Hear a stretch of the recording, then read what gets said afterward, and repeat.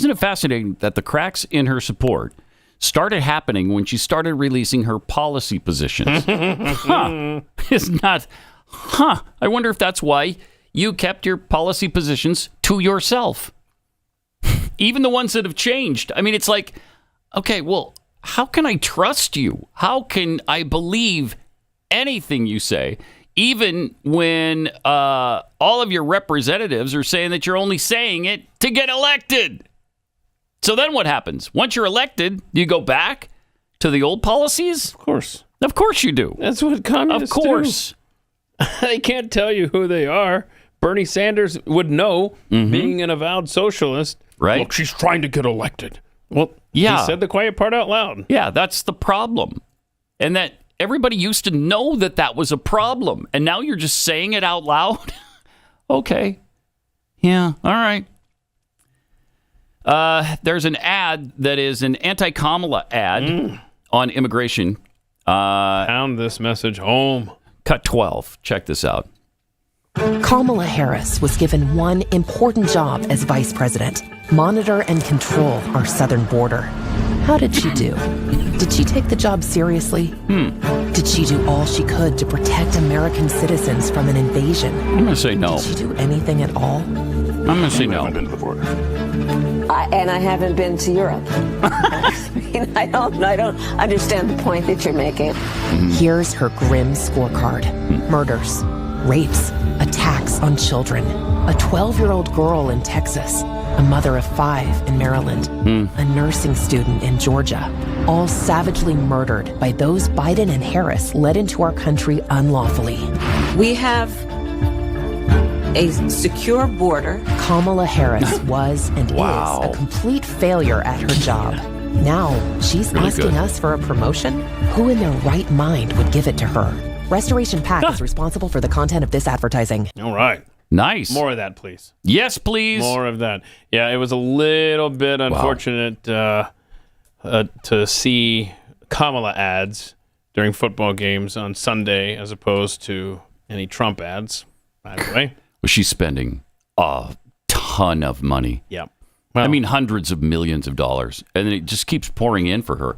You know, they make it out like Republicans are the billionaire elitist class, when really far more are on the Democrat side. Sure, and it's easier to have that money at your fingertips for campaigns when it's tax dollars being laundered through Ukraine, but I digress. Yes. I would like to point out that the Greg Abbott busing immigrants to liberal cities plan has now spread to Europe, where Hungary has told the EU that any asylum seekers that you send to our country, we will be busing to Brussels so that you can deal with them. Nice. Love that. Good for them. That's the way it should be. Should be. How do you like it now? You want to let everybody into this into this continent, onto this nation? The answer is no, you don't. When you experience the problems for yourself. Now, if somebody else has to deal with it, then it's fine. Sure. Yeah, go ahead. Allow anybody who wants to come in to flow in. We don't even care who you are, what you've done in your past, what you plan to do in the future. Doesn't matter. Just come on in. Well, that doesn't work out well when they're coming to your place. Nobody in their right mind would allow that in their home. Why would you allow it in your nation, which is your home? Doesn't make any sense. And here, Kamala Harris was confronted in a barbershop. Oh, I haven't seen this. Cut 15. And we're talking about specifically something that happened to black people here in America. So we have to be specifically targeting to help those people. Because we put those people in a position, and everybody knows the history.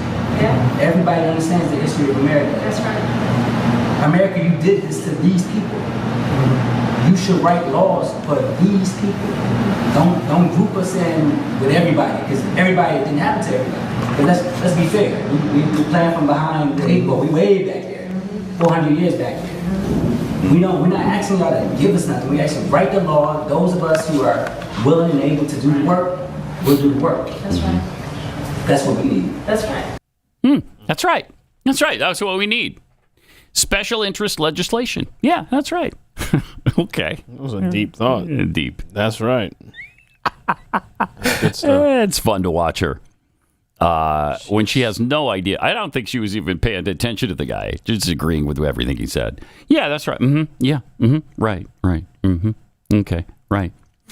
And here she has no idea what she's saying at all. It could be any clip. Yeah. And will put the Department of Justice of the United States back in the business of justice. We will double the Civil Rights Division and direct law enforcement to counter this extremism.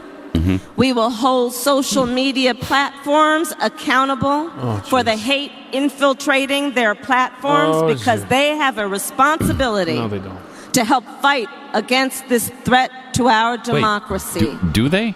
And if you profit off of hate, if you act as a megaphone for misinformation or cyber warfare, if you don't police your platforms, we are going to hold you accountable In what way? as a community. What do you mean? Wait, what? And define threat. Yeah, I would love to know define her hate, definition of threat. Define threats. Define what it is you're talking about, because it's all free speech. Yeah, and don't forget that Department of Justice she's referring to would be headed up by Keith Ellison. Let's not forget. Wow. And who decides what's a threat and what's hate and what's free speech? The government. Of course. Because they're always looking out for us, man. And in what way are they going to be held responsible? Are you going to jail them if they allow somebody to say something mean on their platform? This is frightening stuff.